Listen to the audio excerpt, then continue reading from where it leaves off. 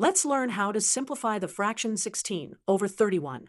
Here's our fraction 16 over 31. To simplify a fraction, we need to find the greatest common factor of both numbers and divide both the numerator and denominator by it. Let's start by finding the factors of 16. 16 can be broken down into 1 times 16, 2 times 8, and 4 times 4. Now, let's look at 31.